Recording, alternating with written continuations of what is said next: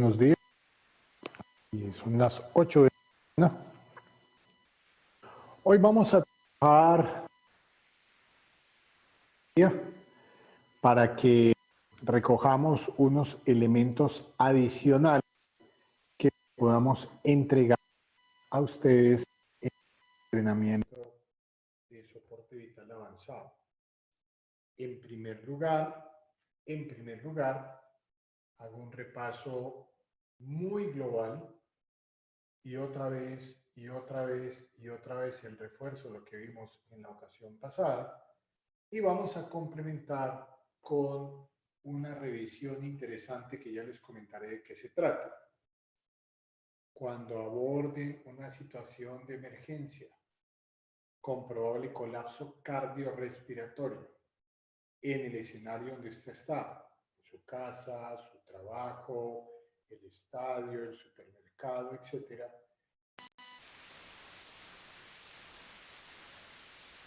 unidad es contacto. Señor, si no responde, pidan apoyo, buscan pulso.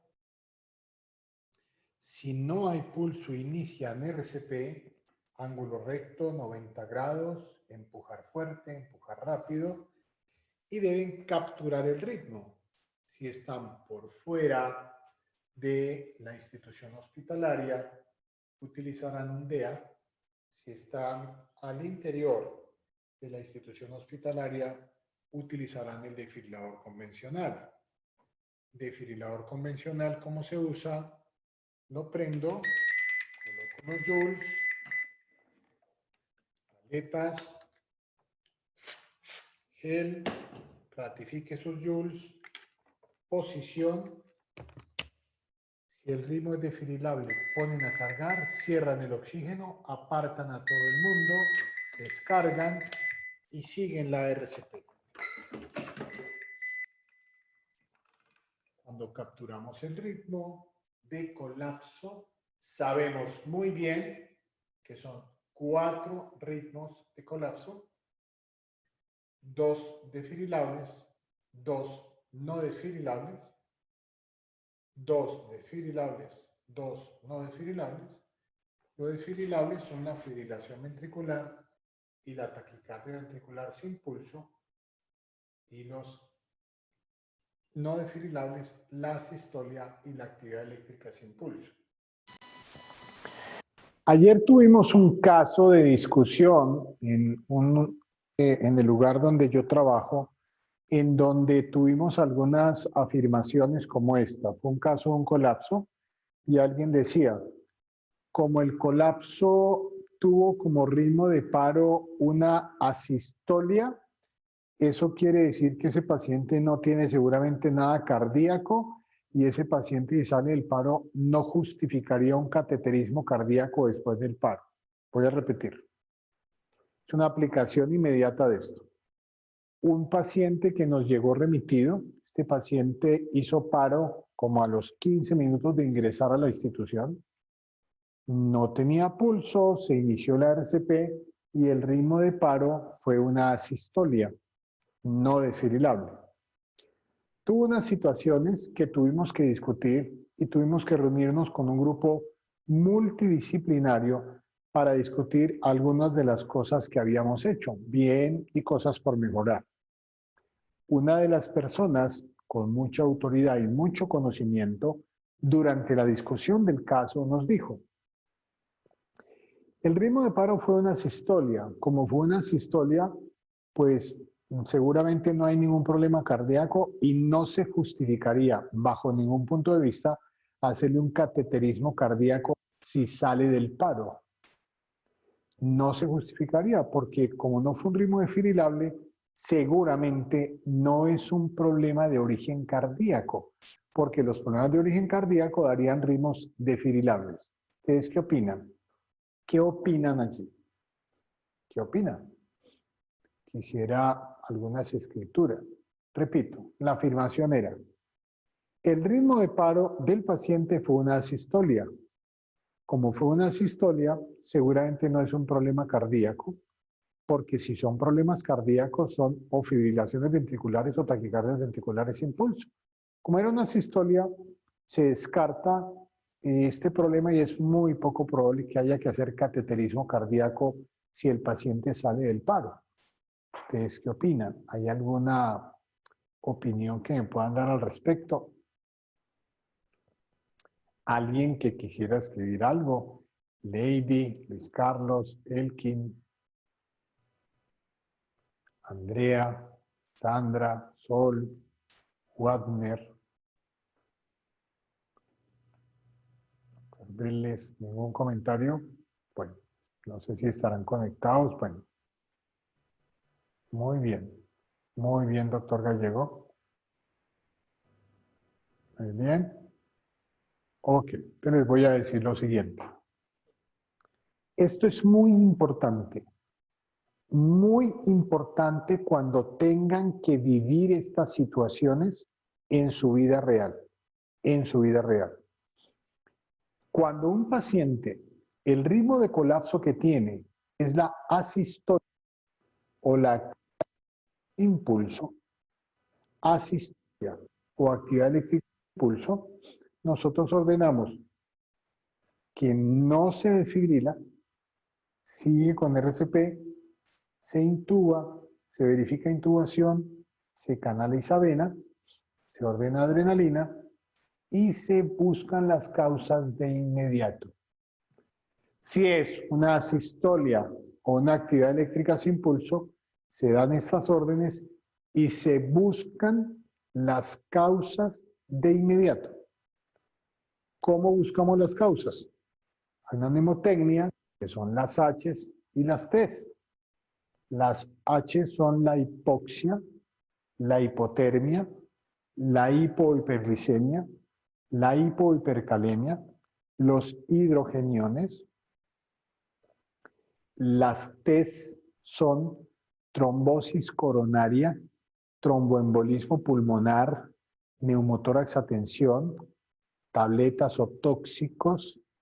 Situaciones de esta naturaleza hay que buscarlas como causa del paro. Si usted inicia reanimación, recupera pulso, pero no tiene clara la causa que desencadenó el paro, su paciente muy seguramente va a volver a entrar en paro. De manera que si usted sacó a su paciente del paro en un transoperatorio, en un posoperatorio, en una llegada a urgencias, en un paciente hospitalizado, y el paciente hizo asistolia o actividad eléctrica sin pulso, es necesario chequear muy bien y descartar estas causas. Una de las causas claras de asistolia y actividad eléctrica sin pulso es la trombosis coronaria o el tromboembolismo pulmonar. Y si usted sospecha, descarta otros problemas. Una de las T's, dijimos, son las tabletas y los tóxicos. Si usted descarta que no hay un tóxico, que no es un proceso infeccioso, que no fue un neumotórax a tensión, que no es una hipovolemia, que no es una hiperglicemia, usted tiene claridad de que no hay claridad. Usted tiene claridad de que no hay claridad, no se sabe por qué hizo paro. Muchos de los grupos del planeta, ese paciente que hizo paro recuperó el pulso y cuya causa no está clara, toman un electro y aún con un electro normal lo llevan a cateterismo cardíaco. Lo que les quiero decir es que esto que conversamos en la ocasión pasada y que estoy recreando con ustedes hoy, es algo que ocurre cotidianamente en los escenarios de urgencias. Tuvimos que discutirlo y le comentábamos al grupo de discusión. No descarten problemas cardíacos como causa del paro si el ritmo de paro fue una asistolia o una actividad eléctrica sin pulso. Hay que considerarlos como un reto importante. Si mi papá, si mi mamá, si mi abuela hace un colapso cardiorrespiratorio, la reanimamos, sale del paro y no es una causa clara, evidente y contundente, se considera como una línea de atención ir a un cateterismo cardíaco. Siempre ténganlo en mente, siempre sugiéranlo, siempre tengan esa alternativa para mejorar el abordaje post-reanimación y para buscar esta alternativa como una muy buena opción. En esta discusión de caso real que tuvimos ayer, les repito, concluimos, de acuerdo con lo que se discutió, que este caso que teníamos debía ser visto con muchas precauciones porque uno no puede descartar la necesidad de un cateterismo en un paciente posparo si la causa no está clara.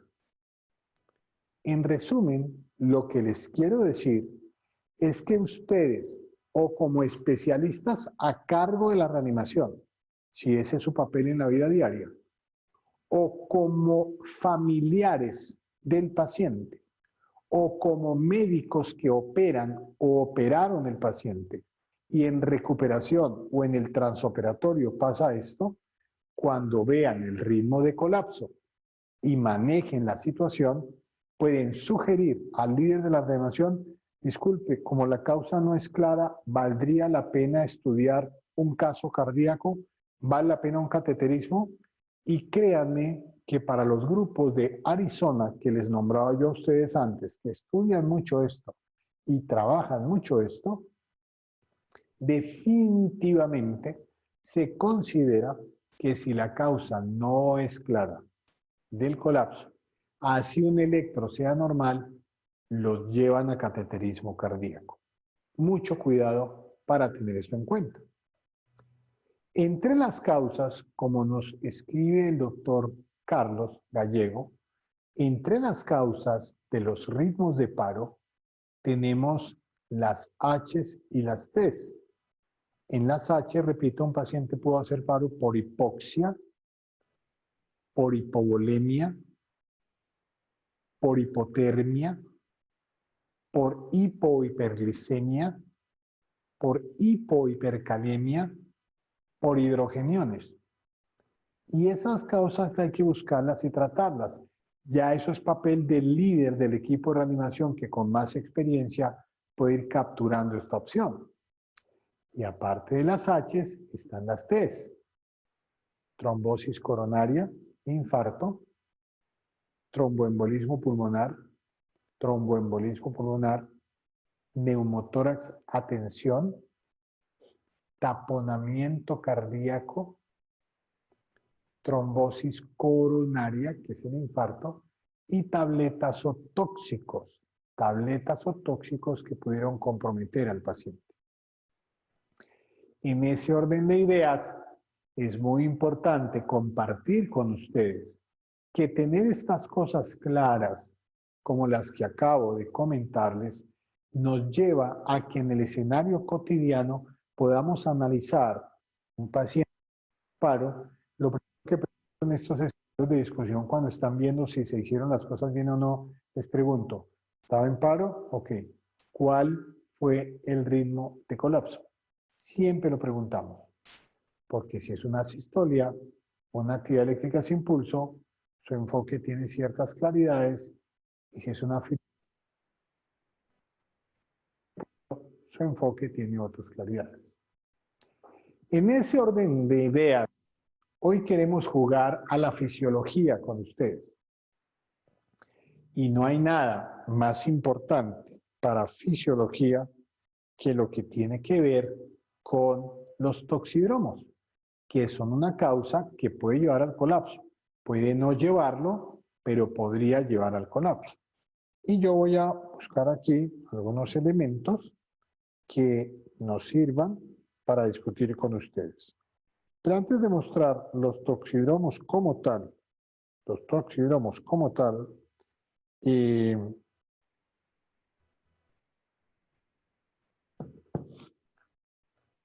les quiero mostrar lo siguiente.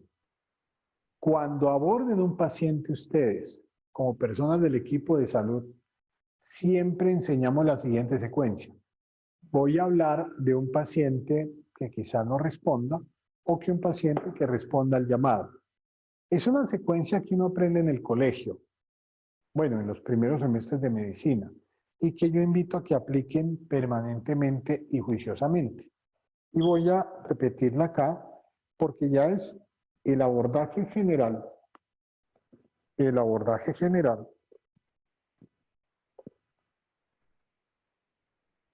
para el paciente que no está en paro, pero que llega a urgencias o incluso a su consultorio o que es su familiar en su casa, usted es médico o usted del equipo de salud y usted puede dar las cosas muy rápidamente. Entonces, voy a hacerles esa secuencia. La secuencia es una secuencia de contacto y es una secuencia de valoración del paciente de la cabeza a los pies. Siempre con su bioseguridad, lentes, tapabocas y guantes. Para efectos de que me vean bien, me escuchen bien y podamos trabajar en esta simulación, yo me retiro y no voy a utilizar la bioseguridad, solo por análisis y efectos de comunicación. Y como en la ocasión pasada, vamos a usar nuevamente nuestro cronómetro, que está en 0. Entonces voy a medir el tiempo, primero sin explicación, y después explico el paso a paso, para que en este aporte de soporte vital avanzado, que repetimos, en Salamandra, no queremos solamente que usted logró su certificación que le exigen en su trabajo, es que quede muy claro lo que sugerimos para el abordaje de su paciente. Entonces, estoy en tiempo 0, en mi cronómetro, voy a mostrarles la secuencia que tiene el abordaje del paciente sin explicación. Solo la voy a hacer como si fuera automático y después la desgloso paso a paso. Cualquier paciente que uno tenga. Arranco y le doy inicio. Clic. Señor, ¿cómo está? ¿Cómo es su nombre? Ok, ¿qué es lo que le pasa? Ok, tranquilo. ¿Cuántos años tiene? ¿Hace cuánto tiene eso? Ok, muy bien. Jefe, venga a ayudarme. Este pulso está muy rápido y muy débil y no tengo pulso radial. Por favor, quiero oxígeno. Quiero que canalice una vena. Tráigame un monitor, por favor, y deme los signos vitales plus. Signos vitales completos, por favor. Señor, abra los ojos, bien abiertos. Ok, ya pasó. Abra la boca, diga, saque la lengua, ya pasó. Tranquilo. Doble la cabecita, doble. Ok, tranquilo. Trague saliva, trague, eso, ya pasó, tranquilo.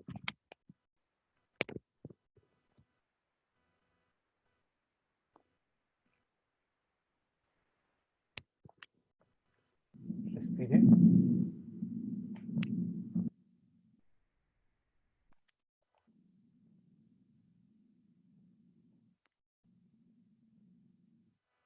Voy a ver cómo está su corazoncito.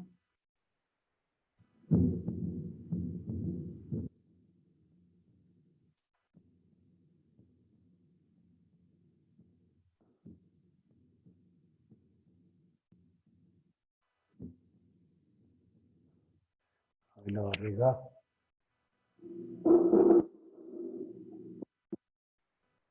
Ok, tranquilo. Ok. ¿Usted sale así con alguna droga? Respire. Ok. ¿Toma algún medicamento con frecuencia? ¿Sufre alguna enfermedad de los riñones? Respire. Ok, ya pasó. Del corazón, de los pulmones, nada, ¿lo han operado de algo de eso? Muy bien. ¿A qué horas comió la última vez? ¿Dónde estaba cuando le pasó esto? ¿Ya está más tranquilito? Ok, no se preocupe. Retira la ropa. Miro si hay edemas. ¿Cómo están las articulaciones? Llenado capilar. Movámoslo en bloque, por favor. Lo movemos en bloque. Ayúdenme. Miramos la espalda. Pálpenle. Ok, miren la zona interglútea. Todo está bien. No hay edemas. Ok, ya pasó. ¿Ya pasó, señor? Muy bien. Jefe, deme los signos vitales. Presión arterial, frecuencia cardíaca, respiratoria, temperatura, glucometría, ¿cómo está? ¿Cómo está la pulsoximetría? Yo ya vi las pupilas, gracias. 2 minutos 21 segundos. 2 minutos 21 segundos. 2 minutos 21 segundos. Les voy a decir ahora, paso por paso, todo lo que tenemos en 2 minutos 21 segundos. Primero, me acerco al paciente y cuando pregunto su nombre, ok, tranquilo, yo le voy a ayudar, no se preocupe. Estoy mirando el pulso central carotidio y el pulso radial. ¿Hace cuánto está así? Ok, ¿ya ha tomado algo para eso? Mientras verifico eso, verifico que el pulso carotidio está muy débil y muy rápido y que no hay pulso radial. Este paciente está taquicárdico, está hipoperfundido. Llamo a la jefe. Jefe, venga a ayudarme. Este paciente está un poco taquicárdico. Quiero que me coloque oxígeno, por favor. Quiero canalizar una vena. Quiero el monitor de signos vitales. Por favor, me da los signos vitales completos. Ella sabe, si está entrenada para este esquema, que necesito presión arterial, frecuencia cardíaca, frecuencia respiratoria, temperatura, va a tomar una glucometría, va a tomar una pulsoximetría y yo miro las pupilas. Mientras ella está haciendo eso, poniendo oxígeno, canalizando vena y utilizando un monitor de signos vitales y de cómo está el ritmo cardíaco, mientras ella está haciendo eso, yo voy a mi paciente, miro color de conjuntivas y color de escleras. Si hay palidez notoria, pues pensaré que seguramente ha habido algún sangrado o algo de este tipo. Si hay ictericia, me da pistas importantes y miro las pupilas si responden o no. Miro que no haya rigidez nucal, adenopatías, auscultamos el cuello para asegurarnos que no haya un soplo como consecuencia de alguna situación carotidia, por ejemplo. Auscultamos los 4 cuadrantes pulmonares. Ustedes escucharon que los pulmones estaban limpios. Auscultamos el corazón, que parece estar regular, pero miraré el monitor y eventualmente pido un electrodo de derivaciones. Ausculté el abdomen, los ruidos intestinales estaban presentes. Palpé, lo puse a respirar, a ver si había dolor, a ver si había distensión o algún hallazgo adicional. Retiramos la ropa, miramos las articulaciones, miramos que no hubiese, estamos llenados. Lo volteamos en bloque, obviamente alguien nos va a ayudar, aquí lo hice sin ayuda, para mirar la parte posterior, lo volvemos a ubicar, lo arropamos. Mientras hacía esto le pregunté si había alergias, si tomaba medicamentos, qué patologías sufre, de alguna de esas patologías, la última ingesta y dónde estaba cuando ocurrió esto. Es la mnemotecnia amplia, amplia, amplia. Alergias, medicamentos, patologías, última ingesta y ambiente. Una vez que hice todo eso, me dieron los signos vitales. De acuerdo con la presión arterial, la frecuencia cardíaca, la respiratoria, la temperatura, la glucometría, la pulsoximetría, empiezo a juntar factores y a tomar decisiones. Y esto es fundamental para que el abordaje de mi paciente sea el más integral, el más completo y el más responsable. Los pacientes se quejan con mucha frecuencia hoy en día de que no los examinamos, de que no hay tiempo, de que mientras escribíamos nunca pudimos mirarlos, que nunca los miramos a los ojos, que no hicimos contacto con ellos. Desde que llega su paciente, usted habla con él, mira pulso central y periférico, mira las conjuntivas, mira la hidratación, mira el cuello, ausculta el cuello. Usted, si va a operar estos pacientes, puede detectar cosas que a un anestesiólogo se le pudieran pasar en la prequirúrgica, que a su internista en valoración prequirúrgica se le pudieran pasar. Entonces es muy importante tener esto en cuenta globalmente, porque a usted le da mucha información. Yo he tenido situaciones personales donde voy a operar a un paciente de una colistectomía laparoscópica, por ejemplo, o una apendicectomía laparoscópica, por ejemplo, y hablo con mi anestesiólogo por un hallazgo que tenga la auscultación en el cuello o en el tórax. Miramos un electro y a veces cambiamos la decisión transoperatoria, siendo pacientes urgentes. En los selectivos no habría razón para que usted le pase esto. Usted pudiera detectar detalles que aún personas muy juiciosas pudieran pasar por alto con un examen de 2 minutos y medio donde usted tiene una tranquilidad. ¿Cómo está su paciente? Como enfermero, como médico, como especialista, como subespecialista, tiene muchos datos aquí para funcionar. Y esa secuencia es tan importante como el ABC de primario y el ABC de secundario que veíamos en el paciente en paro. Por supuesto, en un paciente en paro usted no hace todo esto. Paciente en paro usted hace cosas mucho más ágiles como lo que hemos visto, pero escúchenme bien, escúchenme bien. Cuando usted está dando la RCP del paciente en paro, captura el ritmo y usted encuentra que es una asistolia o una actividad eléctrica sin pulso, este examen más rápido le va a ayudar muchísimo a correlacionar con las causas. Pacientes están para, están dando RCP, tranquilos, voy acá, conjuntivas, ¿cómo están? Pupilas, ¿cómo están? ¿Cómo está el cuello? Auscultación no va a haber porque no hay latido, no voy a auscultar corazón porque no hay latido, no voy a auscultar pulmones, pero sí va a ser muy importante la auscultación cuando le den BBM, porque si están dando BBM y usted oculta, usted puede encontrar un lado del tórax que no ventila, va a percutir y eso le da pistas para un mismo atención, va a mirar el abdomen, si hay distensión, mira si hay edemas periféricos. Si el paciente está en paro, tiene edemas periféricos, tiene una fístula para diálisis, usted sospecha que puede tener un problema renal, seguramente es pálido, edematizado y con fístula, se pregunta de inmediato cuándo le hicieron la última diálisis, si es hace mucho tiempo, más de 2 días, 3 días, usted va a pensar en hipercalemia, etcétera, etcétera. Va a correlacionar datos. Entonces, quiero ir un poco más allá con los otros detalles que hay que tener en cuenta en estos pacientes. Y quería compartir con ustedes esta secuencia, que uno la sabe, uno la tiene clara, pero uno no la aplica. Créanme, créanme. Yo tengo la fortuna de hacer turnos, de seguir en mi práctica clínica, práctica que no quiero dejar. Yo estoy buscando cómo incrementarla para tener mucho más contacto y más escenarios quirúrgicos. Los miércoles, todos los miércoles en la institución de trabajo, les comentaba, yo soy el cirujano de trauma de emergencia de turno de 7 de la mañana a 7 de la noche y me expongo a ver muchos pacientes y en todo paciente que me llama, al médico general le pregunto, ¿cómo están las conjuntivas? ¿Cómo están las pupilas? ¿Tiene alguna masa en el cuello? Y invariablemente les pesco en cosas que ni siquiera han mirado. A veces el paciente está con la ropa, ¿tiene edemas o no? Uno tiene que hacer un examen muy completo.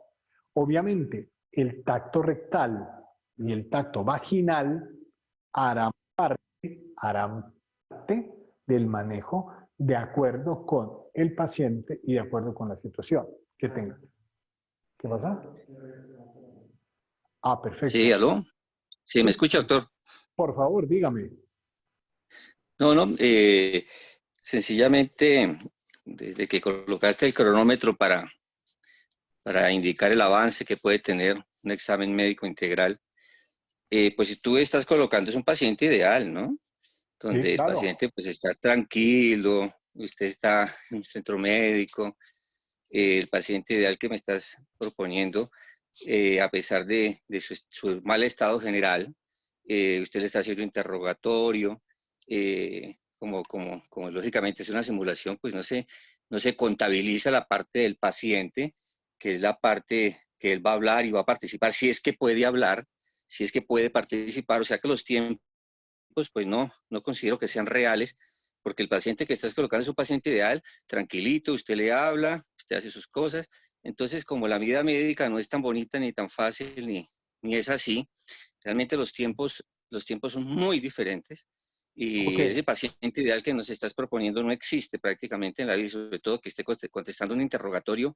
cuando el paciente está hipóxico, es decir, está con un estado mental que no va a podernos hablar claramente, es decir, un interrogatorio lógico, en este caso me parece que no cuadra, por lo que el paciente hipóxico, hipoglucémico, con hemotoras, con 20.000 cosas, no va a responder a un interrogatorio.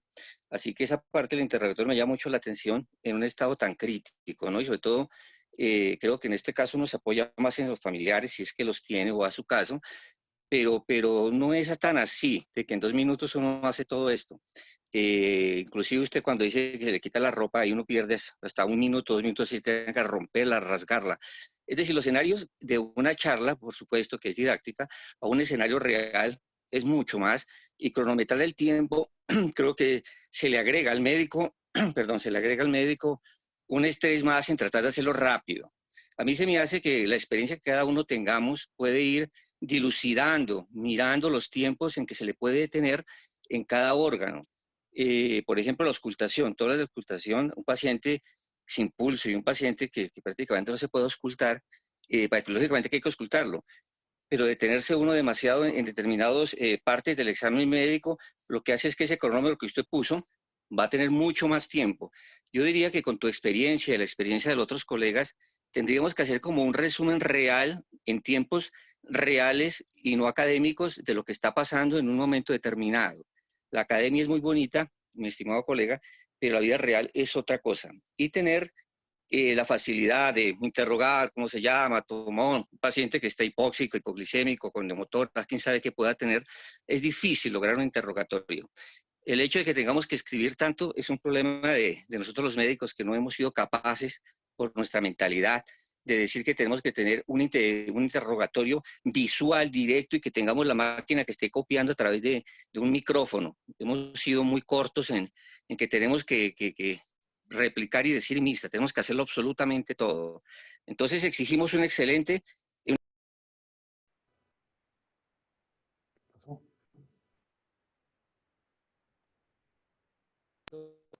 Me refiero a que en estos tendríamos sí que dejar algo de huella, los participantes, no ser invitados de piedra en decir que estos tiempos y estas cosas que seguramente con tu experiencia y los años académicos y los años de experiencia puede ser un poquito más fácil. No existe el paciente ideal. Tendríamos que decir que los médicos estamos sofocados en que si estamos atendiendo uno, llegan 4 o 5 veces 5 pacientes más. Entonces, en tiempo real y en la vida real virtual, manejarnos con cronómetros me parece que le agregamos, mi estimado colega, un estrés más, un ejercicio mental mucho más difícil al médico en tratar de hacer las cosas rápido, aunque sé que tienen que hacerse lo más rápido posible, pero no agregarle tiempos como si fuera una carrera de Fórmula 1, ¿no? Porque no existen en general en medicina, sobre todo en una sala de urgencias, estos estadios ideales del paciente que te puede contestar, como tienes auxiliares a la mano. Sabemos que no trabajamos con auxiliares, hay un auxiliar para 30, 40 pacientes, sabemos que no hay todos los monitores que tú puedas tener. Entonces, estos cursos se me hace a mí que también tenemos que enfocar un poquito a la vida real, qué es lo que estamos haciendo cuando cada colega a veces tiene que atender 3, 4 pacientes, cuando una sola enfermera tiene que atender 15, 20 pacientes. Entonces, esos escenarios ideales no existen prácticamente. Académicamente, pues yo entiendo que es para explicar un estado académico, pero también tenemos que decirle a los colegas de que no tenemos que estresarnos si no lo hacemos en 2 minutos. Mirar y ir diseñando qué es lo más importante en nuestra experiencia, independientemente del tiempo. Muy bien, doctor. Usted hace unos aportes muy interesantes y muy importantes. Y me da pie para precisarles lo que les quiero transmitir. Primero, no se trata de correr como Fórmula 1. El paciente debe ser bien examinado. Les repito, todos los días en mis revistas, cuando valoro pacientes, hay muchos detalles de estos que no han sido contemplados. 2, excelente que ustedes no sean invitados de piedra. 3, si hay este paciente, y lo veo en todos mis turnos, exactamente este paciente que les comento, y la anotación del doctor es muy importante, porque una cosa es que yo vaya a ver un paciente que me dicen que tiene un dolor abdominal de una probable apendicitis. Entonces yo llego a valorarlo, le está muy tranquilo, lleva poco tiempo de evolución, está hablando conmigo. Es un escenario de tranquilidad donde, gracias doctor por el aporte y lo retomo, no se trata entonces de que yo corra para que en 2 minutos 20 segundos quede todo esto hecho. Como el doctor lo anota, es un escenario didáctico en el cual yo muestro e invito a que no pasen por alto ninguno de estos componentes. Les repito, este tipo de paciente que les muestro lo veo con mucha frecuencia. Es el paciente estable, tranquilo, en quien llaman por una valoración y que tiene la necesidad de un concepto mío como especialista. Ese paciente estable, y lo que anota el doctor es muy importante. Yo llego a valorar a mi paciente y en ese escenario tenemos dos cosas. Crítico o no crítico. Si es un paciente muy estable por una consulta sencilla, entre comillas, y no hay nada sencillo en medicina, yo les invito a tener esta tranquilidad. Ok, señor, ¿cómo es su nombre? ¿Cuántos años tiene usted? Ok, jefe, venga a ayudarme, por favor, necesito que lo veo un poco taquicárdico, deme oxígeno para este paciente, canalizamos una vena y me da los signos vitales mientras yo lo voy a examinar. Voy a mirar pupilas, conjuntivas y escleras, etcétera, etcétera. En el paciente estable, como el doctor anota y que nos está hablando, pues nos va a dar la información. Si el paciente está inestable, agitado, hipóxico, hipotenso, descompensado, esto no aplica para nada. Estoy refiriéndome a su paciente estable. Les reitero, y muy de acuerdo con el doctor, no es que usted tenga un cronómetro para correr, para ganar tiempo. Simplemente pongo un cronómetro, como el doctor anota, como ejercicio didáctico, para aplicar estas cosas. Pero lo que sí quizás estoy en desacuerdo es que este paciente no exista. Pues yo lo veo todos los miércoles. Todos los miércoles llego a un señor que dicen que le duele aquí. Yo le pregunto, le miro sus pulsos, le pregunto cómo está, le pregunto sus antecedentes y cuando usted tenga tiempo y el paciente esté estable, no es que corran contra el reloj, pero sí que no olviden ninguno de estos detalles. Gracias por la realimentación y el objetivo es ese. El objetivo es fundamentalmente no pasar por alto ninguno de estos elementos. Cada caso es individualizado. No todos los pacientes están críticos, no todos los pacientes. El paciente ideal como tal, uno lo busca y la experiencia le enseña a uno cómo se va a desempeñar. Esto es muy importante, las herramientas que el doctor Fulvio Felipe anota. Y en urgencias uno sabe, en urgencias yo miro cuántas interconsultas tengo. Tengo 6 interconsultas, 7, 8. Tampoco puedo ir de una manera alocada, pero tengo que ver cada paciente. Y sí les hago una observación. Cuando ustedes tengan pacientes críticos, varios pacientes críticos, y tienen que moverse mucho más rápido, por supuesto van a individualizar y determinar cómo funcionan. Pero ojo, ojo, el no examinar bien un paciente crítico puede condenar al paciente a que ustedes lo clasifiquen como un evento coronario cuando realmente ha sido un evento abdominal. Un evento abdominal cuando el evento sea coronario, etcétera, etcétera. En este escenario les quiero ratificar e invitar a ratificar este concepto. Con los tiempos reales que la vida le dé con su paciente, pero no pasen por alto un examen físico cuidadoso y riguroso. Ese es el mensaje central. Y a medida que usted lo despliega, debe garantizar que vio pupilas, escleras, conjuntivas, hidratación, rigidez nucal, auscultación del cuello, del tórax, del abdomen, retira la ropa. Y cuando retira la ropa, no hay que rasgarla siempre ni romperla siempre. Si el equipo está entrenado, va a poder hacerlo muy bien. Y como ustedes anotan, Cada paciente es diferente. El paciente crítico, usted funciona con otro esquema. Señor, tengo un paciente crítico, ayudar. No tengo pulso periférico, solo tengo pulso central. Denme un segundo. Ok, no hay pulso radial. Es carotidio, está muy rápido. Muy rápido. Por favor, quiero oxígeno. Vamos a colocar una vena y quiero un monitor. Vamos a hacer examen físico completo y me muestran qué tiene. Y voy evaluando cada uno de los detalles. Entonces, la experiencia les va dando una organización mental para la evaluación del paciente, de acuerdo, Lady, y es muy interesante la discusión. Lo que se quiere enfatizar es dónde están.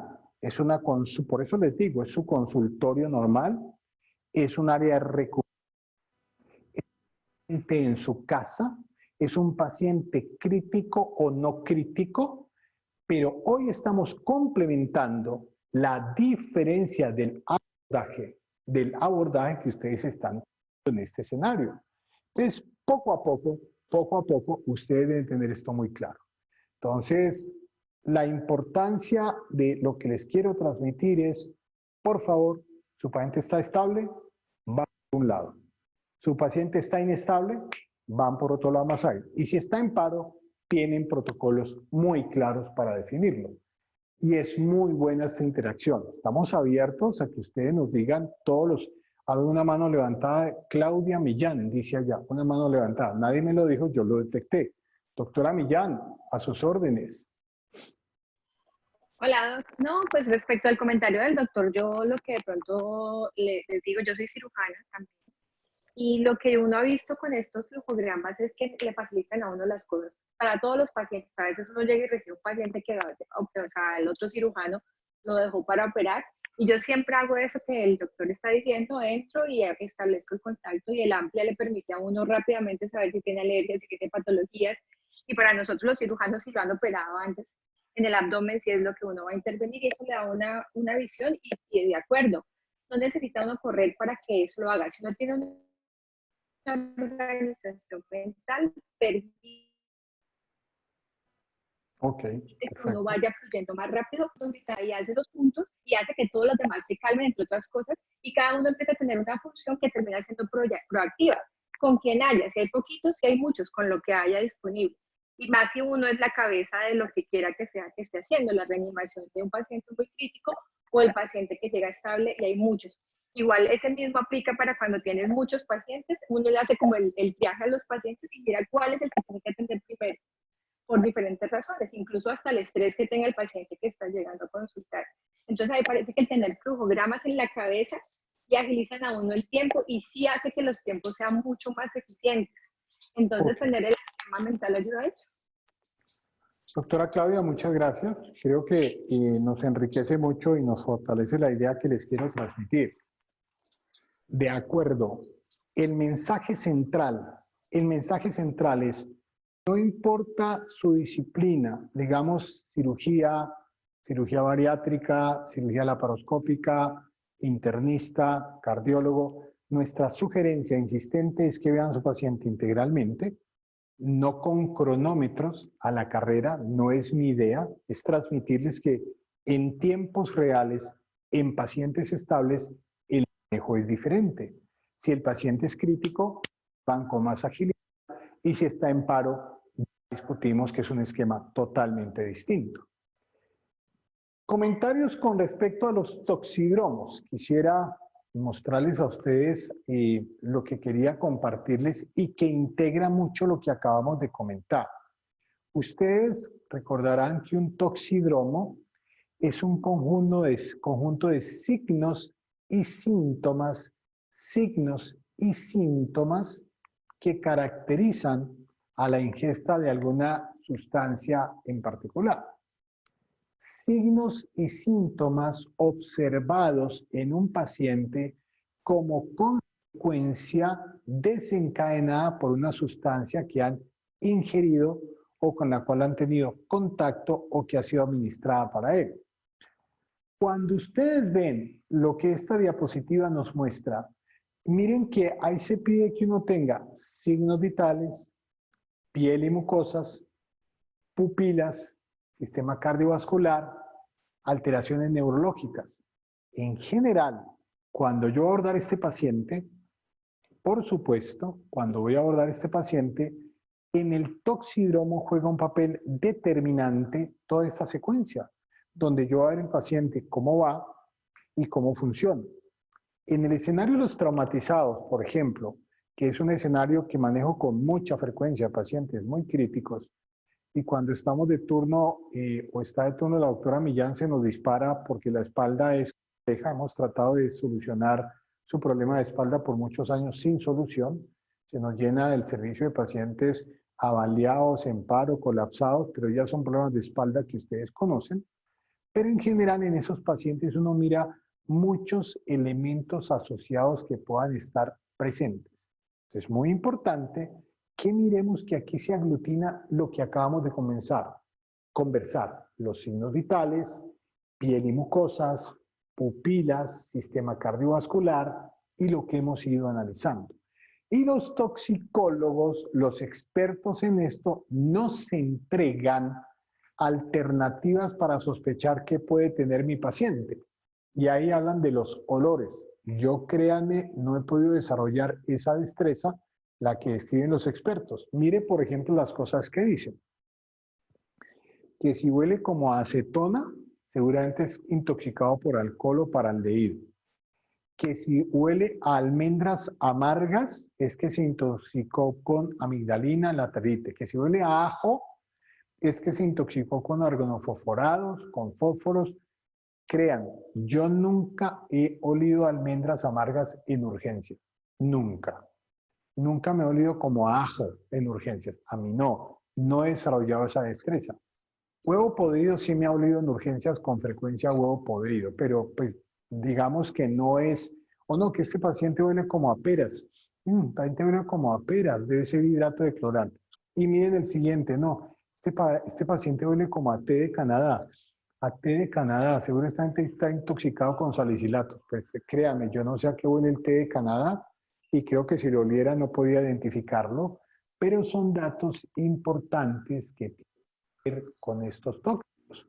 ¿Cuáles generan convulsiones? ¿Cuáles generan alteraciones pupilares? Y miren que algunos tóxicos se caracterizarán por midriasis o por miosis, sustancias que generan midriasis, las anfetaminas, la cafeína, los anticolinérgicos. Miren las que generan miosis, etanol, opioides, órganos fosforados. Y los que generan, miren, barbitúricos, carbamatos, carbamazepina, etc. Entonces, ¿qué vamos a hacer ahora? Vamos a jugar al toxidromo. Yo les voy a poner una serie de signos y de síntomas, ustedes determinan a qué toxidromo podrían corresponder. Una vez que identificamos el toxidromo, ustedes me comentan, por favor, qué sustancias pudieran originarlo. Y cuando digamos, este es el toxidromo y estas las sustancias, me comentan, por favor, cuál sería su antídoto. Miren este toxidromo. El paciente llega taquicárdico, agitado, sudoroso, midiático, hipertenso e hipertérmico. ¿Qué toxidromo es este? ¿Qué sistema está disparado ahí? ¿Qué se les ocurre?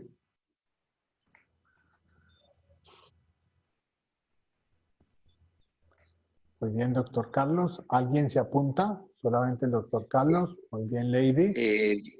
Yo pienso que la pregunta también es muy genérica porque un signo, un síntoma de cualquier sustancia, inclusive el agua, tiene diferentes estados evolutivos y no es lo mismo tomársela uno al minuto que verlo después de 1 hora, 2, 3, 4 horas. Es decir, las sustancias, sea la que sea, la reacción final depende de cada individuo, depende de la dosis, depende del tiempo transcurrido, depende de factores genéticos. Absolutamente de acuerdo, doctor. Pero esto, entonces, decir un tóxico te puede producir taquicardia, ritmo, agitación, dolor, diafragma, y tratar de descifrarlo por esto, ¿qué es? Me parece también que es un ejercicio es un ejercicio pues hasta peligroso, ¿no? Un ejercicio que, doctor. Ok. Esto es un conjunto de signos y síntomas. Usted le puede parecer peligroso, muy interesante su postura. Pero aquí usted tiene un despliegue del análisis de lo que tenga su paciente. Su paciente taquicárdico, agitado, muchas cosas pueden originar esto. Pero usted claramente, doctor, tiene un conjunto de datos de desencadenamiento del simpático. Hasta el agua me puede poner mal. Pero, doctor, un vaso de agua no es un tóxico como tal. Ahora, depende de las circunstancias. Y, por supuesto, hay muchas circunstancias que vamos a tener en cuenta. Entonces, ya vamos dando la palabra y es muy importante la acotación. Pero dentro de la medicina están establecidos algunos escenarios de síndromes y en este caso de toxidromos, que no son absolutos, pero son un ejercicio dinámico, muy fisiológico y muy interesante. ¿Que esto es aplicable a la realidad? Absolutamente sí. Yo tengo un paciente que está taquicárdico, hipertenso, agitado, sudoroso, midriático, tiene el sistema simpático disparado. Y este simpático puede ser originado por muchas circunstancias. Y en el ejercicio de la práctica de las emergencias y de las urgencias, uno valora esta situación y correlaciona signos y síntomas. Y si hay dolores en abdomen, uno los va a clasificar y los va a estudiar. Si hay dolores torácicos, de acuerdo a pacientes estables o inestables, los va a ir determinando. Y así progresivamente va a ir tomando decisión. Entonces, esto nos aproxima y no son cosas absolutas, pero nos ayudan mucho. Doctor Triana, por favor. Doctor Triana. Buenos días. Hola. Yo soy médico general, egresado de la Universidad ICESI y tuve la oportunidad de compartir con el doctor Laureano cuando roté por cirugía.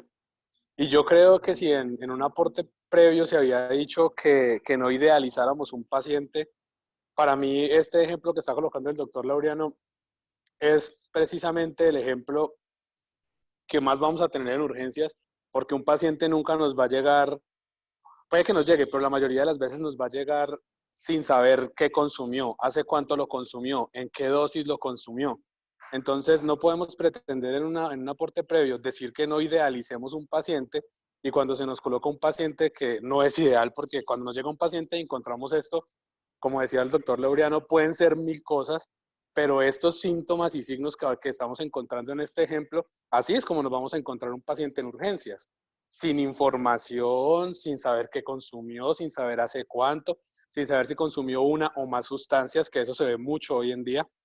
Entonces yo considero que sí es un ejercicio práctico, que sí es un ejercicio aplicable, porque pues prácticamente así es como nos los vamos a encontrar en urgencias.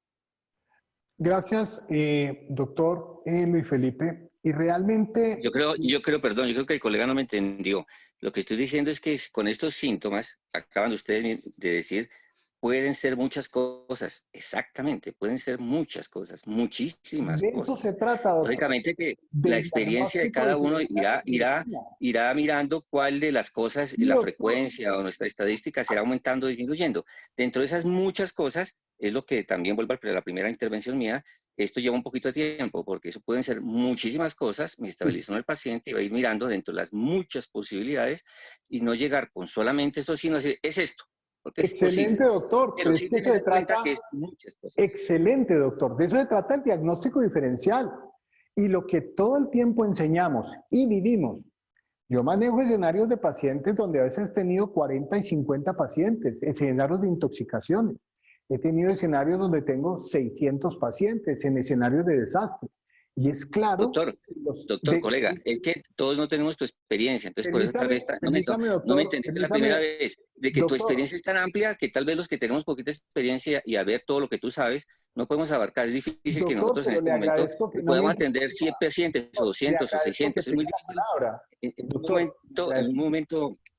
Le agradezco que pida la palabra y con mucho gusto, doctor. Entonces, déjeme yo terminar. De esto se trata, doctor. Si hay algo fascinante en medicina, es el diagnóstico diferencial.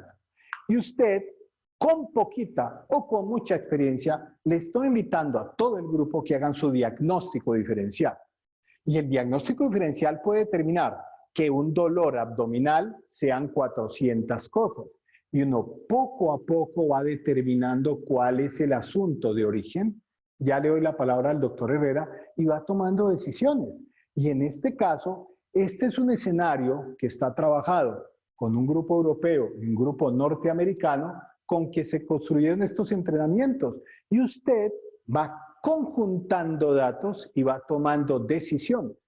Y los que tenemos una experiencia interesante en estas cosas, les quiero decir, sabemos muy bien que nunca será suficiente la experiencia, porque siempre seguiremos aprendiendo. Entonces, de acuerdo, doctor, plenamente, esto puede ser muchas cosas, pero lo más probable es que sea un simpático mimético y uno empieza a pensar en muchas sustancias. Doctor Herrera, por favor.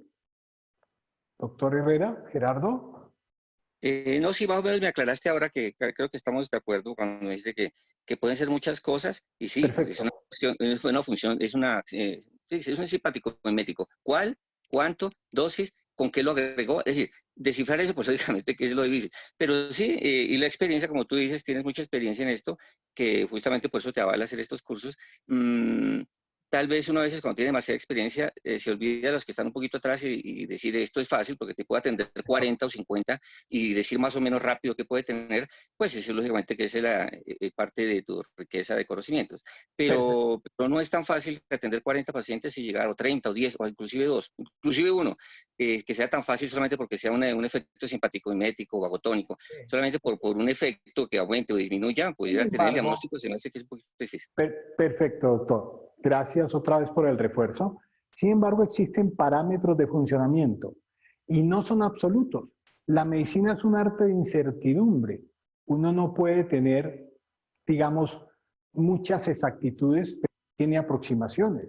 Yo les invitaría a que me dijeran qué sustancias podrían generar un escenario simpático mimético.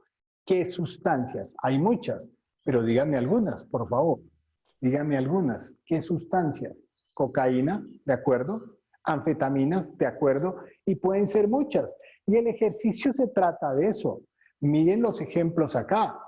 La cocaína, las anfetaminas, la efedrina, sustancias muy conocidas sobre todo en Estados Unidos y en Canadá que llaman naranja amarga, podrían generar esto. Energizantes. Cuando tengan pacientes taquicárdicos, agitados, sudorosos, midriáticos, hipertensos, etcétera, ustedes deben tener en cuenta que esto podría ser desencadenado por estas sustancias y ustedes tienen que ir procediendo. No siempre tenemos que tener el diagnóstico exacto para proceder, pero con un evento sindromático ya yo empiezo a considerar qué opción pudiéramos tener que manejar. ¿Qué harían con este paciente? ¿Qué le administran ustedes a este paciente? ¿Qué hacen con este paciente en general? ¿Qué hacen? ¿Qué harían como tratamiento inicial? ¿Qué recomiendan ustedes? La cafeína, por supuesto. Las bebidas estimulantes y las anfetaminas, doctor José Pablo, todo el tiempo se están usando. Doctor Elkin, es muy común que esto ocurra. Doctor Gallego, miren el enfoque que se da aquí y sustancias. Entonces, todos los servicios de urgencias es muy común hoy en día. Y muy común que se enfoque el paciente a veces por el lado que no es. Les pongo un ejemplo claro. Este paciente tenemos que hidratarlo, tenemos que tomar un electro, porque el ejemplo que nos da el doctor Herrera, y es muy importante, porque nos puede llegar un paciente con un dolor torácico agudo. Esto lo tuvimos hace unos 4 o 5 días en vida real, paciente de 42 años, dolor torácico agudo, irradiado un poco hacia la parte subclavicular, decía él, muy agudo, agitado, estaba muy agitado. Ahí me llamaron porque se estaba activando un equipo de respuesta rápida, estaba en el equipo de respuesta rápida ese día y llegamos a valorarlo y les pregunté cómo están los signos vitales y cómo están las pupilas. El médico me dijo, doctor, es un dolor torácico, ¿para qué le miren las pupilas? Hicimos el ejercicio, coordinados con todo el equipo, y el paciente estaba, además del dolor torácico, hipertenso, 50, 110, taquicárdico 124 por minuto. La temperatura que se tomó por disciplina rutinaria estaba en 39,2 y las pupilas estaban midriáticas. De inmediato replanteamos, evidentemente puede haber un problema de espasmo coronario, evidentemente puede haber daño endotelial, y en este paciente con dolor torácico como motivo central de consulta, pero con midriasis, hipertermia, hipertensión, lo enfocamos a un probable tóxico. De todas maneras se hizo su electro, se manejó todo el componente y en la fase inicial, como ustedes anotan, nos fuimos a benzodiazepinas, a tranquilizarlo, consultamos con cardiología, hicimos un monitoreo de derivaciones y se determinó progresivamente un manejo como una intoxicación, obviamente hablando con el paciente que al principio no lo reconocía, que en este caso correspondía a algún asunto de cocaína. Es muy importante también, como anotan aquí, Elkin, lo de la hidratación, doctor José Pablo, la abstinencia, y lo miraré ahora. Un paciente puede tener toda esta gama de síntomas porque está haciendo abstinencia a una sustancia que consumía o porque consumió una sustancia en agudo. O sea, doctor Gerardo, nuevamente, tiene toda la razón. Son muchos detalles que uno tiene que considerar. No todos son tan simples, no todos son tan sencillos, pero hay una línea sobre la que vamos funcionando, hacemos diagnóstico diferencial y un ejercicio muy dinámico entre todos para llegar a una conclusión.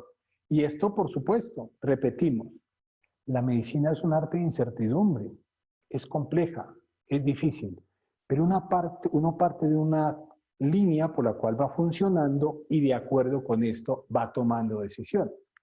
Miren este toxidromo que para mí está descrito de manera incompleta, como se los diré, pero hasta ahí, repito, son unos escenarios construidos para ejercicios con un grupo europeo de emergencias y un grupo norteamericano que discuten así los toxidromos, que pueden ser muchas cosas. Miren este paciente, está con salivación, está con lagrimación, está con incremento del aparato gastrointestinal, está con algo de vómito, pueden ser muchas cosas, pero como toxidromo, los especialistas de emergenciología y toxicología dicen, cuando tengan esto, piensen en muchas opciones, pero como toxidromo, como conjunto de signos y síntomas, ¿qué toxidromo identificarían aquí? Es una pregunta también de mucha práctica cotidiana. Entonces está con cialorrea, está con incremento del aparato gastrointestinal, ¿ok? Elisa, Melisa, colinérgico, Angélica, Elizabeth, colinérgico. Aquí tenemos un toxidromo colinérgico. Es la acetilcolina la que está disparada. Por eso no me gusta mucho la descripción de la diapositiva, la utilizo textualmente como nos la envían, pero se las quiero enriquecer con lo siguiente. Como hacemos un examen del paciente de cabeza a pies, de acuerdo, doctor Luis Carlos, ¿yo qué hago? Como miro las pupilas, ¿cómo estarían las pupilas de este paciente? Doctores y doctoras, equipo de salud. Aquí no están descritas. ¿Cómo estarían? Muy bien, Melisa, Elisa, mióticas. De acuerdo, doctor Gallego, doctor Luis Felipe, gracias. Excelente, Valentina, doctor Wander. Mióticas. Paciente, la miosis nos va a reportar, como nos anota el doctor Gerardo, es juntar más cosas. Pueden ser muchas cosas, pero vamos calibrándolo. Entonces, ¿cómo están las pupilas? Mióticas. Ahora, sigamos nuestro ejercicio. Mióticas. Está cialorreico. Miren que aquí no se describe algo muy importante que les quiero decir. Si yo lo ausculto, ¿cómo estarían los pulmones? ¿Cómo estarían en este toxidromo? Wagner, Valentina, Elisa, Luis Felipe, Carlos, ¿qué se les ocurre? ¿Qué se les ocurre? ¿Cómo estaría la auscultación pulmonar? ¿Cómo estaría la auscultación pulmonar? El paciente está cialorreico, está miótico. Muy bien, Elisa. Muy bien, de acuerdo, José Pablo. José Pablo parece internista. Excelente. Angélica, excelente. Más que espasmo, Wagner, lo más característico están broncorreicos, están mióticos, cialorreicos, broncorreicos, con estertores diseminados, de acuerdo, doctor Luis Felipe, con muchos estertores. Y por supuesto, en el ejercicio que les hago de auscultación pulmonar y auscultación cardíaca, ¿cómo estaría la auscultación cardíaca en el colinérgico? ¿Qué se les ocurre? ¿Cómo estaría la auscultación cardíaca? Absolutamente, muy bien, Lady, Elisa, de acuerdo.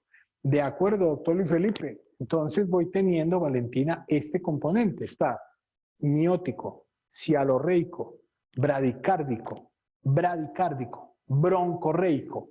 Y como es un síndrome colinérgico, ¿cómo estaría el aparato gastrointestinal? Está acelerado. Los ruidos intestinales se aceleran. Tengo un paciente miótico, cialorreico, broncorreico, bradicárdico, con ruidos aumentados. Este paciente está con una intoxicación probable por un colinérgico. Hoy en día, y refuerzo lo que nos dice el doctor Gerardo, hoy en día uno no puede estar muy seguro de muchas cosas porque muchos de los pacientes llegan con un cóctel de sustancias que todas se confunden con todas. Los after party son una recocha total de los adolescentes donde ponen cuanta sustancia puede y se convierten en un reto para el diagnóstico que uno pueda manejar. Entonces, es muy importante tener aquí el colinérgico. ¿Y qué sustancias originarían un síndrome, un toxidromo colinérgico? ¿Qué se les ocurre? Sustancias originan un toxidromo colinérgico. Elisa, ahorita discutiremos si realmente la escopolamina sería un colinérgico. Ya los a mirar, Elisa, porque hay precisiones. Y Andrea dice que ratas, Dios mío, ratas. Qué susto con eso, ratas. Ok. Ya miramos, Elisa. Organofosforados, de acuerdo. Pesticidas, de acuerdo. Muy bien. Organofosforados, carbamatos, etcétera. Y en general, ¿qué sustancias originan esto? ¿Qué antídoto utilizaría? ¿Con qué podría arrancar yo? De acuerdo con el examen físico, con la discusión de todas las posibilidades, con interconsultar con un especialista adicional, etcétera. ¿Qué le administran usted a este paciente generalmente? Son pacientes que se abordan, de acuerdo, Lady, que antes entra el paciente, pero manejo con atropina y eventualmente con pralidoxina. Absolutamente bien. Y esa es la idea general. Por supuesto, insisto, doctor Gerardo, teniendo en cuenta otros detalles. Uno nunca puede estar seguro 100% de cada detalle, pero va jugando de acuerdo con la situación. Entonces aquí enriquecemos esto con este componente. Y ahora sí, quisiera mostrarles este porque es la diferencia con el colinérgico. Miren que esta diferencia es muy importante. ¿A dónde quiero ir con ustedes? Este paciente que describo aquí está cialorreico. Este paciente que está acá tiene la piel seca. Este paciente que está acá tiene sudoración, ¿sí? Y este paciente está con piel seca y roja. Y los ruidos intestinales están disminuidos, disminuidos. Miren que este tiene los ruidos aumentados. En el colinérgico están aumentados. Pero este de acá está ciego como un murciélago, seco como un hueso, rojo como un tomate, como pues un tomate rojo, ¿no? Porque hay tomates verdes. Y loco como una cabra, pero yo creo que habrá cabras cuerdas, pero bueno, un loco como una cabra loca, pero pues algunas cabras que yo creo que no serán locas, pero en general aquí dicen ciego como murciélago, midriático, seco, rojo como un tomate, loco como una cabra, muy agitado. ¿Qué opinan? ¿No fuimos? ¿No salimos?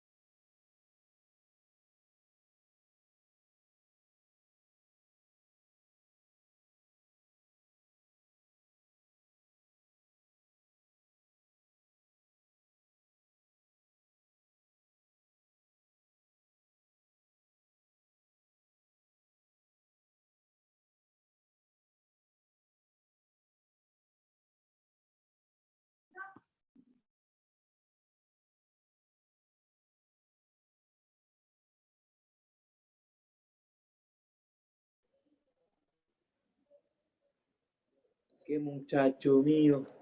Ya casi se va, ¿no? Casi se me va el muchacho. Los puedes poner aquí. Muy bien.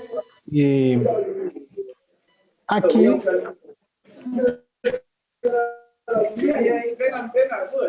silenciamos.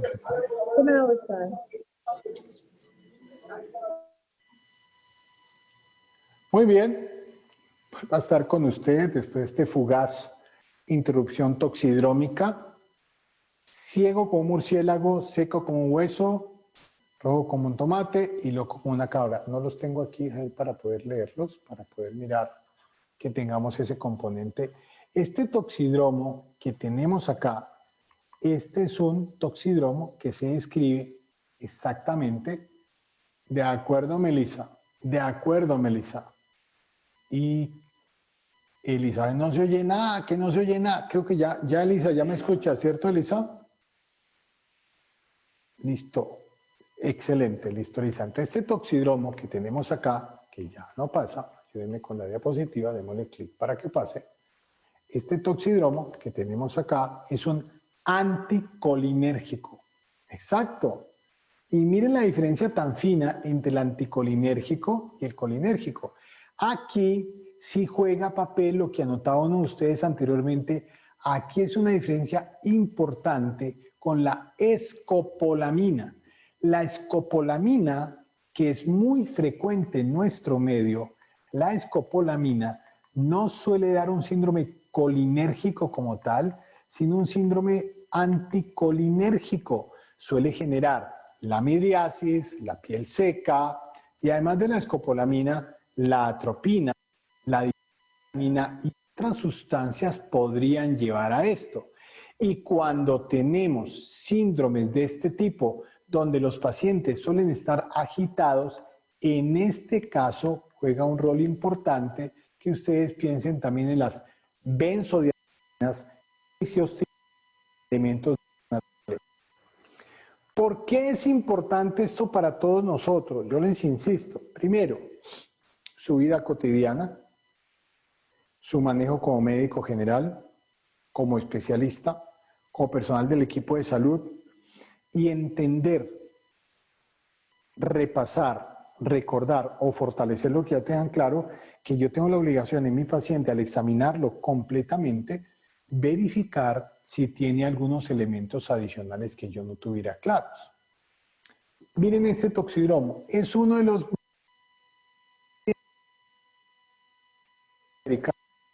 El COVID era el protagonista. Ahora el COVID le robó el protagonismo a casi todo. Pero miren el toxidromo. Este, ¿qué se les ocurre? ¿Qué toxidromo es este? ¿Qué toxidromo es este? ¿Qué se les ocurre? Ok, Angélica dispara. Elisa, muy bien. Miren este paciente, y es un buen caso como el que anota el doctor Gerardo, doctor Herrera, cuando este paciente usted lo va a manejar. Si un paciente llega con depresión del estado de conciencia, es un paciente que no da tiempo para moverse con mucha tranquilidad, no nos va a estar nada, nos vengan a ayudarme y vamos a ver examinando lo que le vamos a encontrar. Vemos que no responde, vemos que la depresión respiratoria es evidente y vemos que es amniótico. Este paciente y depresión del sistema nervioso central, clase de carácter opioide. Absolutamente de acuerdo.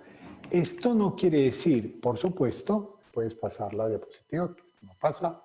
Esto no quiere decir, por supuesto, no pasa, que el paciente solo tenga esta opción. Esto de los opioides es solo una de las opciones que tenemos en cuenta, la manejamos con una alternativa, miramos qué sustancias lo pueden originar. Y ustedes saben que la heroína, la morfina, los derivados del fentanil son algunos de los escenarios que podrían originar este toxidromo. Depresión del sistema nervioso central, depresión respiratoria, miosis. La heroína, la morfina, los fentanílicos lo pudieran originar. ¿Cómo tratan a este paciente? ¿Qué le hacen ustedes? ¿Qué le hacen a este paciente?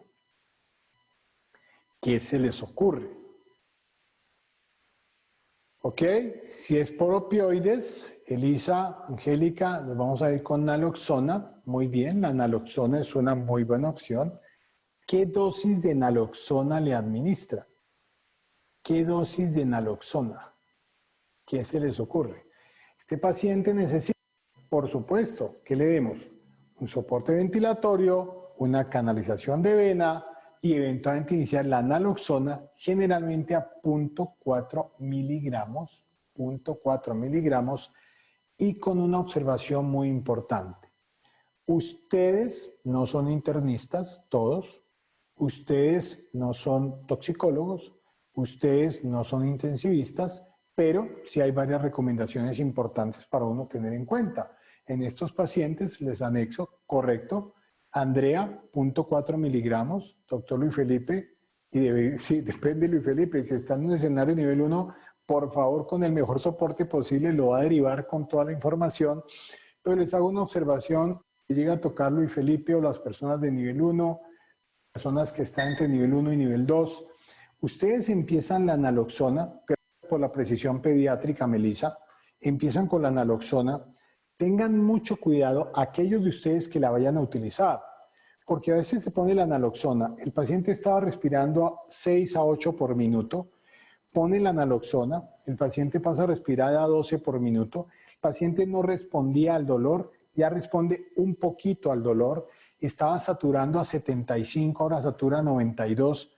No esperen que el paciente con la naloxona se despierte y hable con ustedes.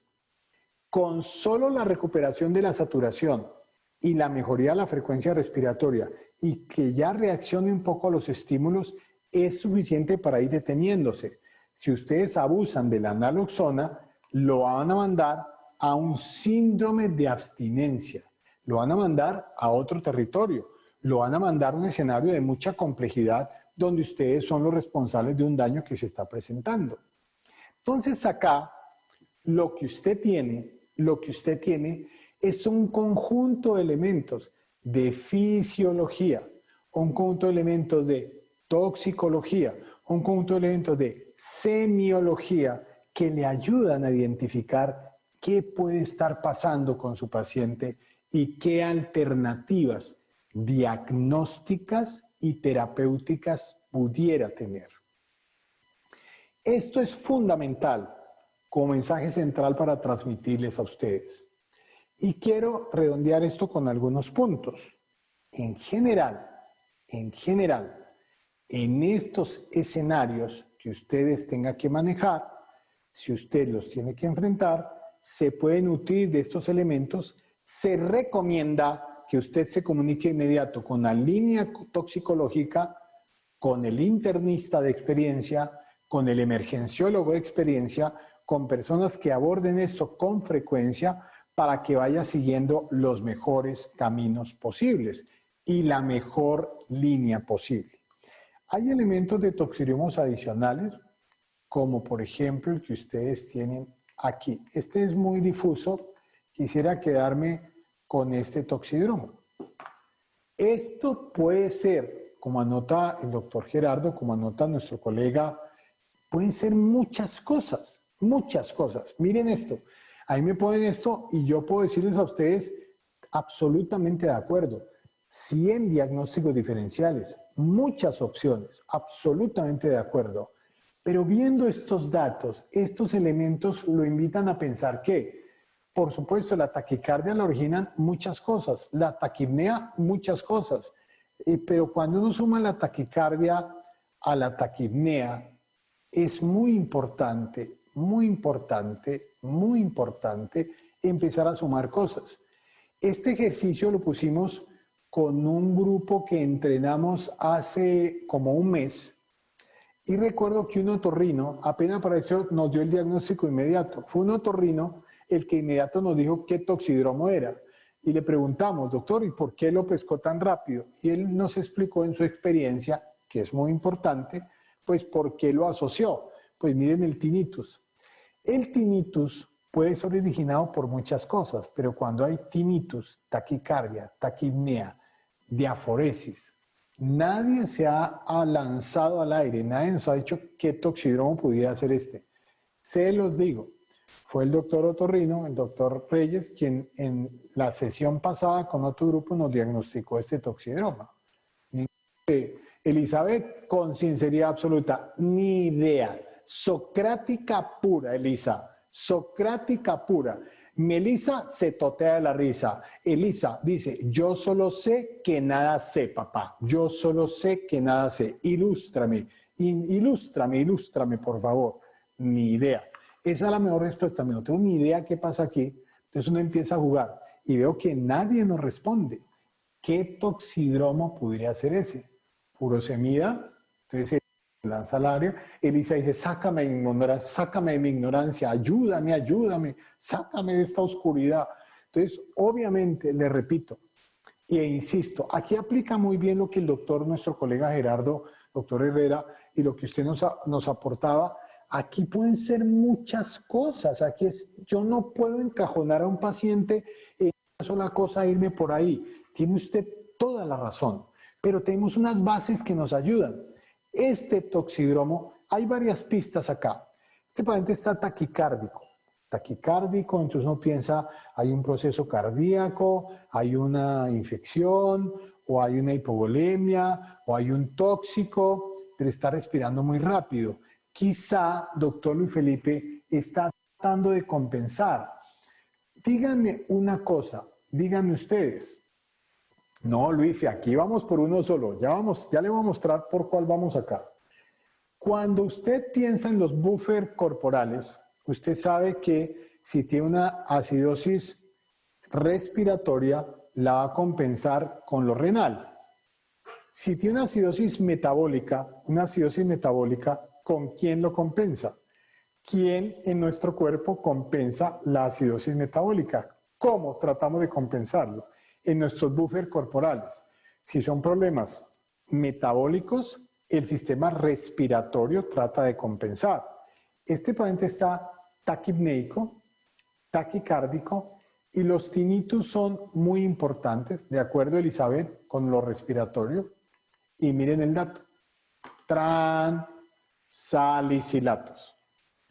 Nuevamente, quiero comulgar con lo que nuestro colega nos decía, doctor Gerardo, porque tiene razón. Yo no puedo decir entonces que alguien que llegue con taquicardia y taquipnea tiene salicilatos. Absolutamente de acuerdo. Pero uno empieza a mirar muchas alternativas. No, Elisa, la chitrufia. Elisa, estos tinnitus suelen ser muy clásicos y nos ayudan con este escenario.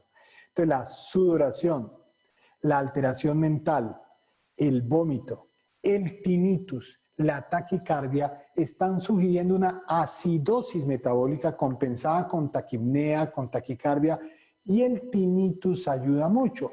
Es como cuando yo les digo a ustedes que un paciente tiene un anillo de Kaiser-Fleischer, o que tiene cabeza de medusa, o que tiene el ganglio de la hermana María José. O sea, no implica que tenga solo esa enfermedad, pero me da pistas. Entonces aquí una pista que se sugiere es tener en cuenta esto.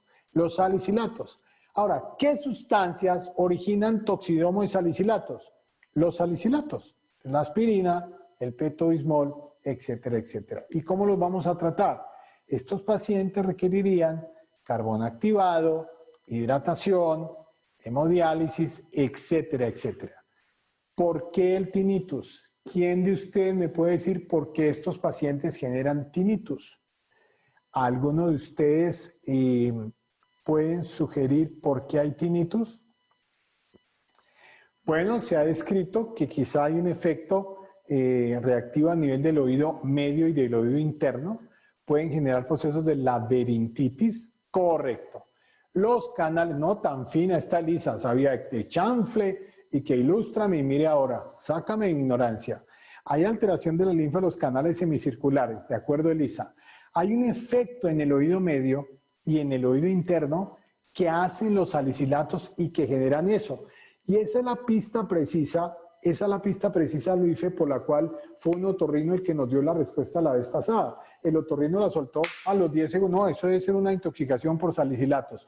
Porque ellos lo ven relativamente frecuente y tiene que ver con este componente. Y los posibles antídotos. Yo no es que le pongo esto a todo el mundo. Miro, hago diagnósticos diferenciales y procedo. Si alguien llega con dolor torácico agudo, debe ser un infarto, pero miren que fue una intoxicación por coca y así sucesivamente. Entonces, aquí hay un dato muy interesante para que tengan en cuenta.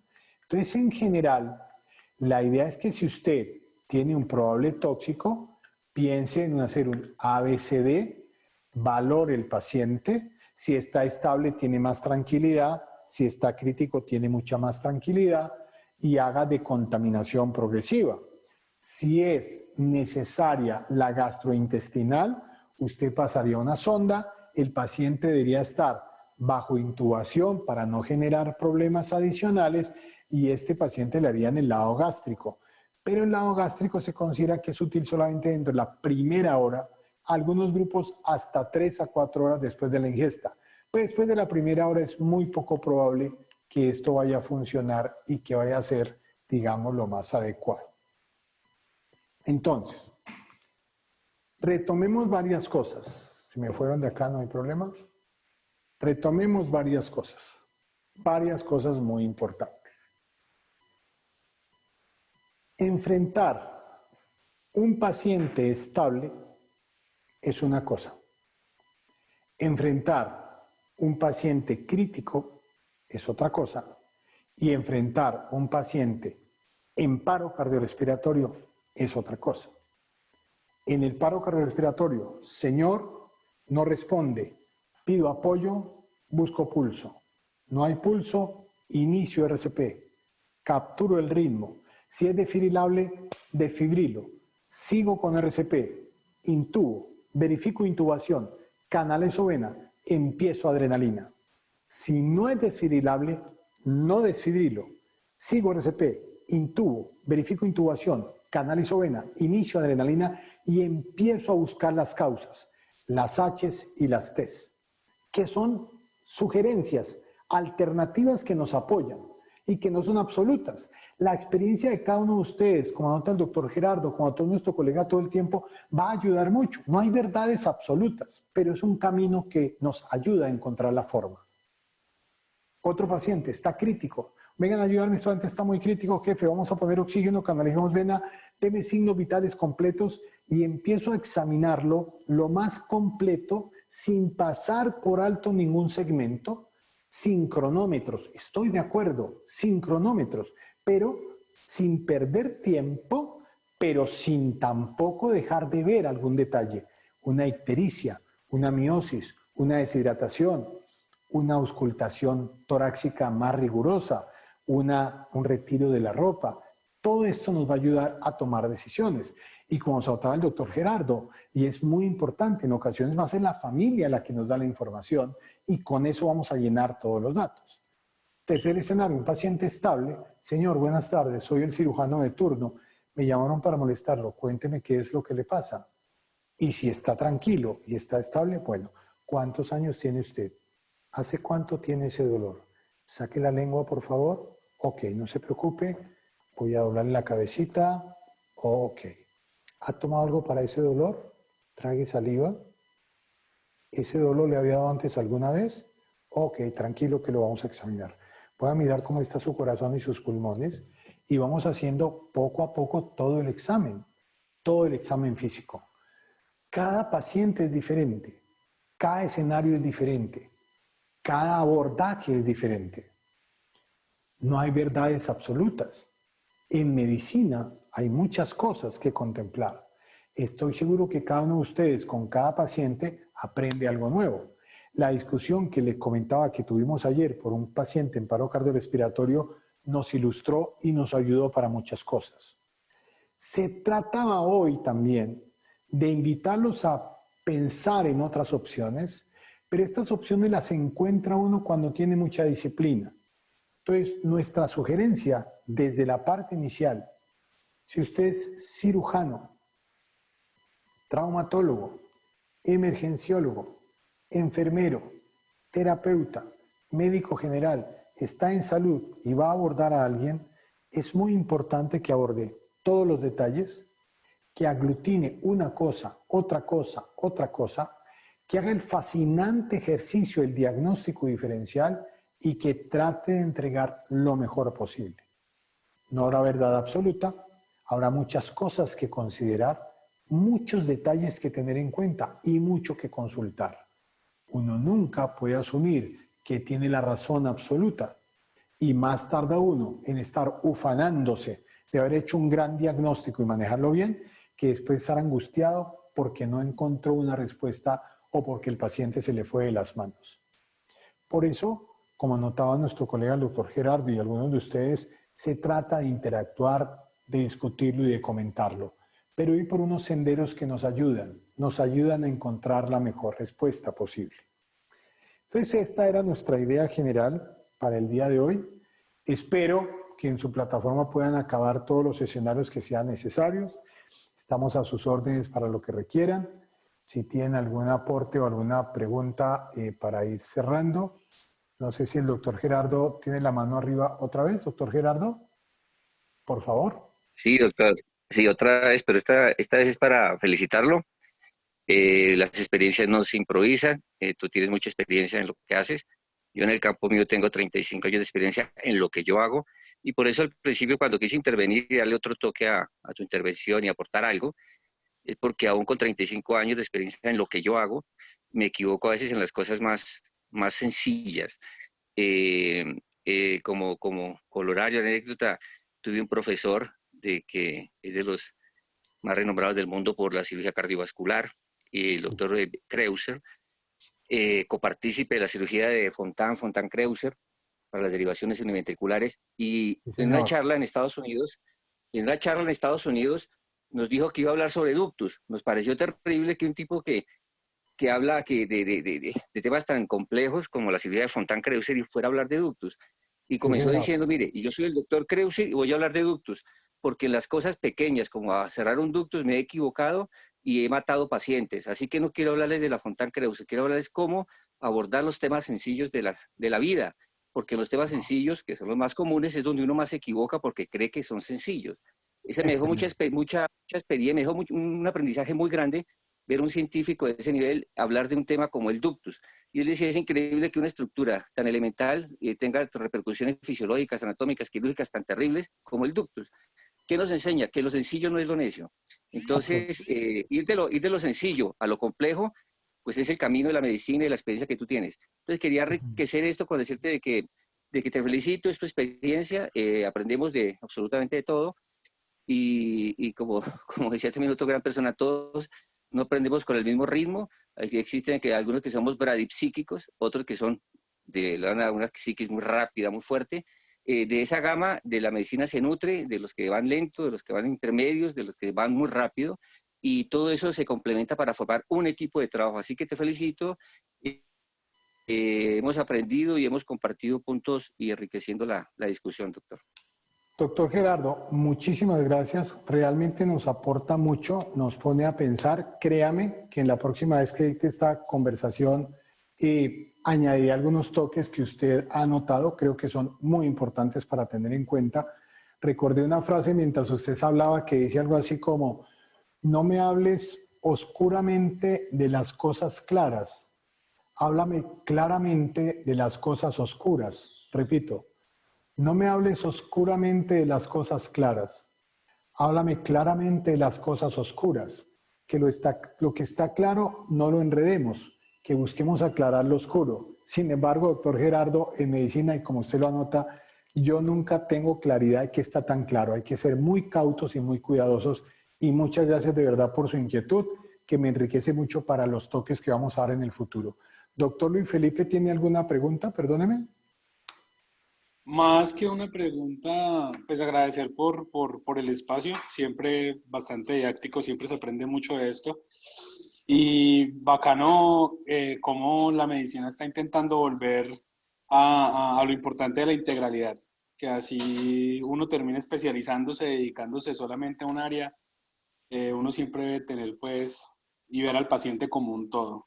Si uno quiere ser ortopedista, otorrino, cirujano, no centrarse solamente en el problema que uno va a atender, sino en el paciente como un integral, y me parece que eso siempre se transmite en los cursos de Salamandra y muy agradecido por eso.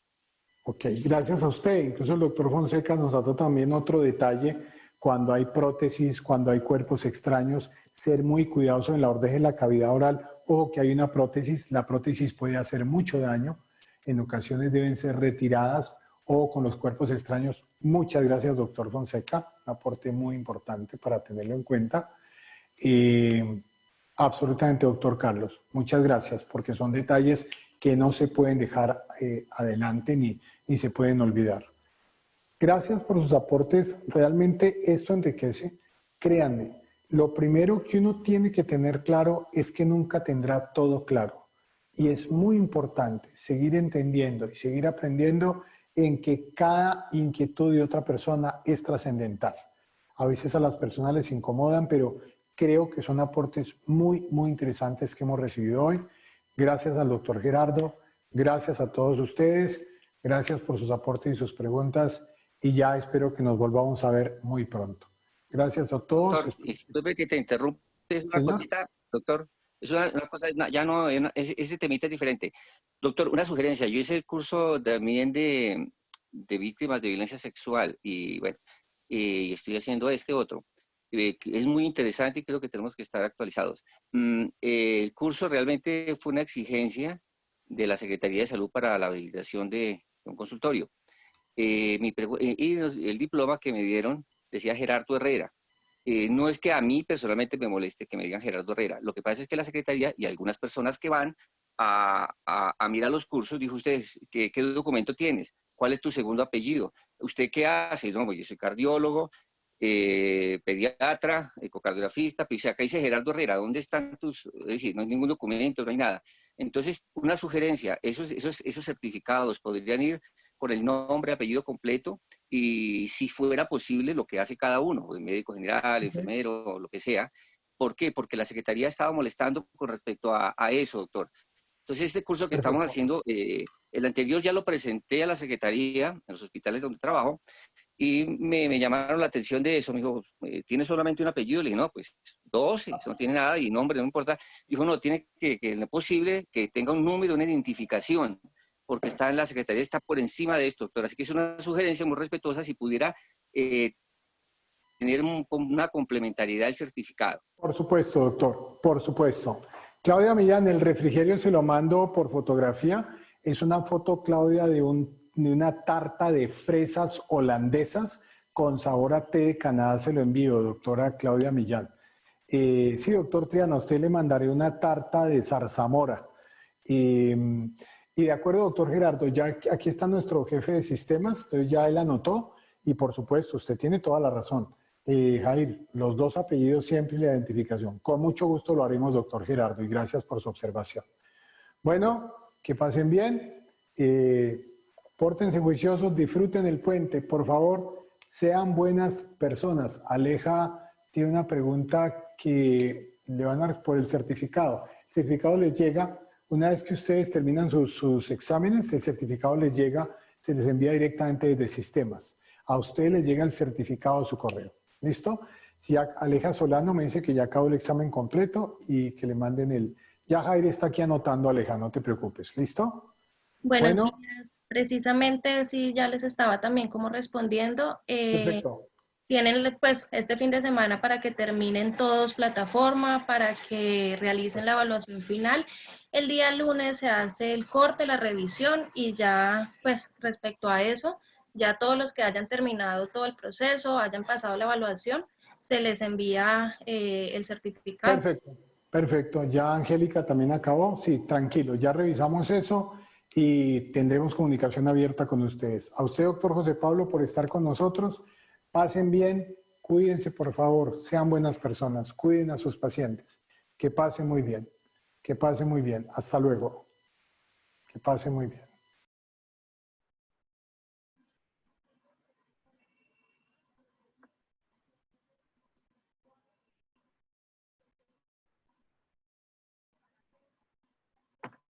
¿Alguno tiene alguna otra duda, alguna inquietud que les pueda colaborar?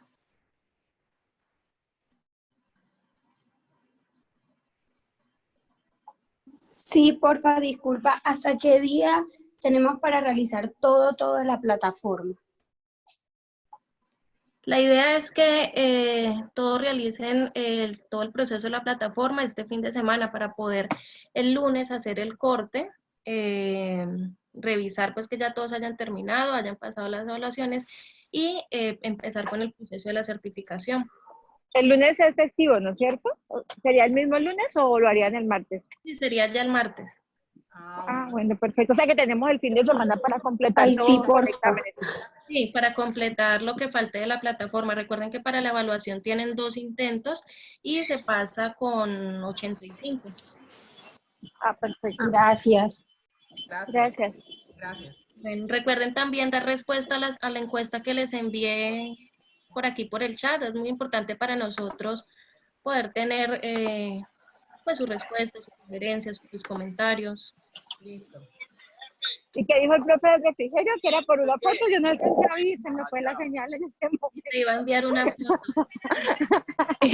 ¿Y el certificado de arritmias también se envía o ese va en el mismo certificado de ACLS? En el mismo, es el mismo certificado. Ok, gracias. Bueno, con gusto. Listo. Igual cualquier duda que tengan, pues ustedes tienen los números telefónicos, correo electrónico, estaremos pendientes por todos los medios. Listo. Muchísimas gracias. Bueno, con gusto. Que tengan buen día. Bueno, gracias.